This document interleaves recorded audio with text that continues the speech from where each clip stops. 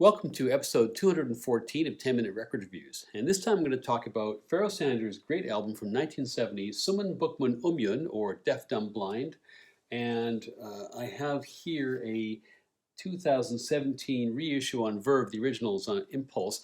This is the third in a string of 11 records that Sanders did for Impulse in that time, and has a pretty good claim to being the best of the bunch, so maybe the third time was the charm. Notwithstanding Sanders' earlier raucous entry into the highest levels of jazz musicianship, there's barely a single screechy squawk to be heard here. If there's such a thing as a transcendental record, this is it, and it will completely reward the listener who sits to absorb it from start to finish. I've touched on Pharoah Sanders' life in some other reviews, and so I'll try and touch on things that I haven't talked about here. He's from Little Rock, Arkansas. He gets out of there as soon as he can, heads off to California after high school.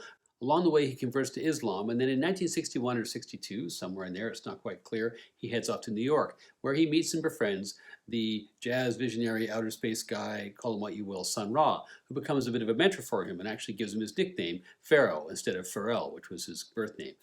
He plays with Sun Ra's orchestra now and then, never makes that much money, and actually spends a lot of time in his first couple of years in New York homeless. The key break is finally tracking down and meeting and befriending John Coltrane. Sanders and Coltrane had actually met earlier while Sanders was living in Oakland, and they'd actually spent an afternoon together looking for saxophone bits and pieces in and around Oakland music stores. In New York in 1963, Sanders finds that Coltrane is playing at the half note, gets invited on stage to play with Coltrane because Coltrane remembers him, and they rekindle an association which becomes a friendship, and that friendship ultimately leads to Sanders being invited to play with Coltrane in 1965. He spends the next 2 years, which were the last 2 years of Coltrane's life, basically playing at his right hand.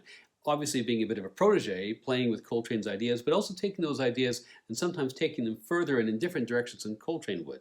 Sanders, like Coltrane, was abandoning traditional forms. He was embracing dissonance. He was embracing overblowing, which became one of his early trademarks. The New York Times at one point, in a very unkind review, likened his playing to the sound of elephant shrieks. But as much as he has things in common with the free jazz brethren like Chikai and Don Cherry and Shep and Ayler, he's also very much on his own path, a very spiritual path in this time, and this only accelerates in the post-Coltrane period. His reputation, of course, takes a huge bump from being associated with Coltrane, and he's signed by Impulse in his own right in 1966 and records his first record with them, Tawheed, as a side project. That record's a masterful record, and it shows a huge development compared to his first self-titled record he put out a couple years before. It includes one of his great works, Upper and Lower Egypt, and that track runs the full gamut of so many of the moods that he would conjure up in later records. Ethereal opening fanfares, vocal interludes. He's really big on percussion, and he's big on percussion in this record as well, and that characteristic overblown soloing. His follow-up, Karma, goes one better. It's dominated by the title track, which is 32 minutes long, and incorporates all the styles I just mentioned, and somehow I think makes them into a greater whole, followed up by one shorter song which essentially functions as a coda to the big track. It managed, I think, to do two different things. It managed to challenge people's preconceptions about what jazz was, but at the same time, there's a lot of challenging jazz kind of sets you on the edge of your chair. This was also embracing warm, comforting, euphoric music. Lonnie Liston Smith, whose career really takes off when he's playing with Pharoah and goes on to a fantastic career afterwards, recalls that being on stage with him, being in the studio with him, was just this sensation of being surrounded by beautiful music that seemed to be coming from everywhere. Karma, of course, was an important record for Sanders because it was the first thing that he did as a leader after John Coltrane had died, along with some work that he did with Alice Coltrane on her record, A Monastic Trio. These are basically the bereavement records of Coltrane's friends and family, and in Karma's case, also built around a riff which is a direct nod to one of Coltrane's own compositions. Emerging from this period of mourning in 1969-1970, Pharoah was now ready to continue creating his own thing. This record was made July 1st, 1970 for Impulse Records at A&R Studios in New York. It's produced by Ed Michel because Bob Thiel, who produced almost all the great Impulse records of the 1960s, has now left to form his own label, Flying Dutchman. Pharoah Sanders is on tenor sax, Woody Shaw is on trumpet, and of all the players here, he's probably the one with the most conventional pedigree. Gary Bartz is on alto sax, and he went on, of course, to form the excellent N2 troupe in the early 70s. Lonnie Liston Smith, as I mentioned, is on keyboards. Cecil McBee, who with Richard Davis is one of the two great bass players of the avant-garde, is on bass. And then there's a three-person percussion section. Clifford Jarvis on drums, Nate Bettis on xylophone, yodeling, and African percussion, and Anthony Wiles on congas and African percussion. By 1970, Pharoah, much like Sun Ra, his former mentor, was no longer just a musician. He had a bit of an entourage. He was a bit of a thing. And the whole group would show up, not just the musicians, but their spouses and people to cook food and other hangers on, and basically set up shop in the studio.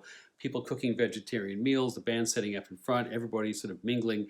It was just a collective feeling, as Michelle said, like a village showing up into the studio.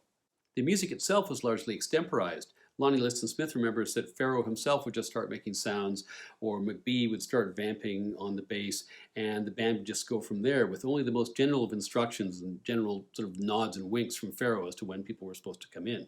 While he was signed to Impulse Records, Sanders' raw studio tracks would sometimes go 20, 25, 30 minutes or longer. Bob Thiel had his own way of dealing with this, but Michelle was now confronted with this, and his way of dealing with it was to start to dim the lights at about 17 or 18 minutes, because of course the standard side of an LP could handle about 22, 23 minutes of music. At this point in 1970, this band had been together for the better part of 2 years, and they were very much in tune with each other. As I mentioned, they could start with a simple vamp from McBee or Smith or Sanders. Everybody takes off at the same time. Sanders would bring it all down to a hush, or he'd encourage everyone just to go for it simultaneously, and the results are just magic. One of the key things about the sound of this group at the time was the percussion section. Now, in theory, it's a three-person percussion section, but in reality, everybody in Sanders' band played some kind of percussive instrument all the way through, and the percussion sound of this whole record is massive. Each side of this record has only one track. Side 1 is occupied with Summun Bukmun Umyun, or deaf, dumb, blind in Arabic, which apparently is a reference to the Quran about the future enlightenment of people who have yet to have faith. I can tell you that as a devout non-believer in any of the Abrahamic religions, you don't need faith to have this record be a truly spiritual experience. It starts with a wall of percussion. Sanders' first contribution is this extended joyous solo, and then he's joined by Smith, and it's important to recognize just how important Smith was to the sound of the whole band.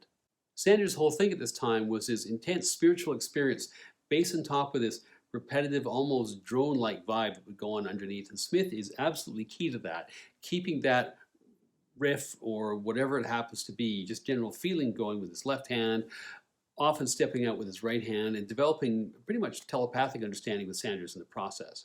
About 10 minutes in, the percussion section, Bettis, Wiles, and Jarvis, becomes more central, and then from then on, essentially, we're washing back and forth gloriously between the rhythm parts and the horn parts. There's a little bit of yodeling in there, so say the liner notes. There's definitely some vocalizations with their yodeling. I don't know if it counts, but anyway, it's a fantastic track. Side 2, in the very best possible way, gives us more of the same, or perhaps even better, and let us be grateful for that. This is Let Us Go Into the House of the Lord. I love this track. There's a lot of competition, but it's a real contender for maybe Pharoah's best track ever. It starts with what we now know to be a classic Pharoah Sanders overture, or fanfare, or rallying cry, and then becomes this very serene moment with Pharoah playing over top of this kind of quavering percussion.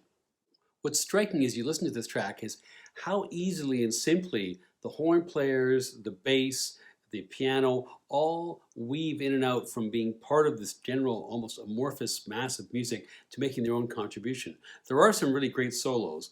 Lonnie Liston Smith's solo is great, and McBee takes over at a certain point on Arco, which is just a phenomenal moment. The pitch of his playing starts to descend lower and lower until it gets right down through the floor, and then Pharoah comes in, and the rest of the track is basically people moving back and forth, supporting Pharoah's various interpretations of wherever he's at. And at the end, frankly, if you're not having endorphins rush through your body, I think maybe you need to examine your life. This record is another tour de force from Pharoah Sanders during his divinely inspired hot streak of the late 60s through the early 70s, and may be his most purely beautiful work. Given the absence of overblowing on here, it may also be his most accessible. You might not consider it jazz any more than you would consider Brian Eno's music pop music, but what matters, I think, is its effect on people. Norman Connors, the drummer and a future bandmate of Sanders, said that when he would play with Sanders, something would happen. It would happen to everybody in the room.